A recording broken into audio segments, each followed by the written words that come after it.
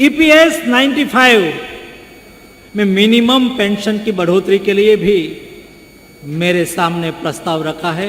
नमस्कार दोस्तों, इम्प्लॉय खबर चैनल के एक और नए वीडियो में आप सब दोस्तों का फिर से एक बार स्वागत है। ईपीएस 95 पेंशन धारकों की न्यूनतम पेंशन में वृद्धि को लेकर श्रम मंत्री मनसुख मांडविया जी ने आज भरे मंच से यह स्वीकार किया है कि वह ईपीएस 95 पेंशन धारकों की पेंशन वृद्धि को लेकर काम कर रहे हैं। अक्सर ईपीएस 95 पेंशन धारकों की शिकायत होती थी कि ईपीएस 95 पेंशन धारकों की पेंशन वृद्धि को लेकर श्रमिक संगठन श्रम मंत्रालय तक, सरकार तक जाते तो है, लेकिन वहां से कोई रिप्लाई आता हुआ नजर नहीं आता। अभी तक ऐसा होता भी था कि कहीं पर भी किसी मंत्री वगैरह की ओर से या कहीं पर कोई लिखित आश्वासन वगैरह जो है स्पष्ट शब्दों में मिलता हुआ नजर नहीं आता था कि क्या वाकई में ईपीएस 95 पेंशन धारकों की पेंशन वृद्धि को लेकर काम हो भी रहा है या नहीं। जो भी श्रमिक संगठनों के नेतागण हैं वो आकर जो भी मीडिया में यहाँ पर बताते थे उसी पर जो है हमें भरोसा करके और ये विश्वास करना होता था कि हाँ, ईपीएस 95 पेंशन धारकों की पेंशन आज नहीं तो कल जरूर बढ़ेगी। लेकिन कल श्रम मंत्री मनसुख मांडविया जी ने भारतीय मजदूर संघ के एक कार्यक्रम में यहाँ पर जो है स्वीकार किया है कि वह ईपीएस 95 पेंशन धारकों की पेंशन वृद्धि को लेकर कार्यरत है और जल्द ही ईपीएस 95 पेंशन धारकों की पेंशन वृद्धि करेंगे। भारतीय मजदूर संघ ने मेरे सामने दोस्तों कई विषय रखे हैं।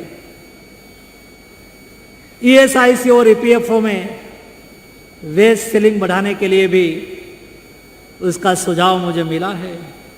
मिनिमम वेज, फ्लोर वेज तय करने के लिए भी भारतीय मजदूर संघ ने और उसके साथी संगठनों ने साथ में मिलकर मेरे सामने विषय रखा है। ईपीएस 95 में मिनिमम पेंशन की बढ़ोतरी के लिए भी मेरे सामने प्रस्ताव रखा है।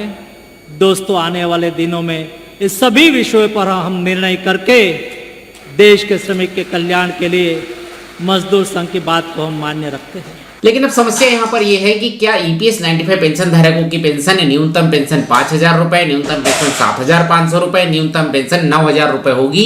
कितनी पेंशन यहाँ पर जो है बढ़ सकती है, क्योंकि जिस श्रमिक संगठन के कार्यक्रम में श्रम मंत्री मनसुख मांडविया जी यहाँ पर जो है शामिल हुए थे, उनकी ओर से ईपीएस 95 पेंशन धारकों की न्यूनतम पेंशन में वृद्धि 5,000 रुपए प्रति माह करने की है।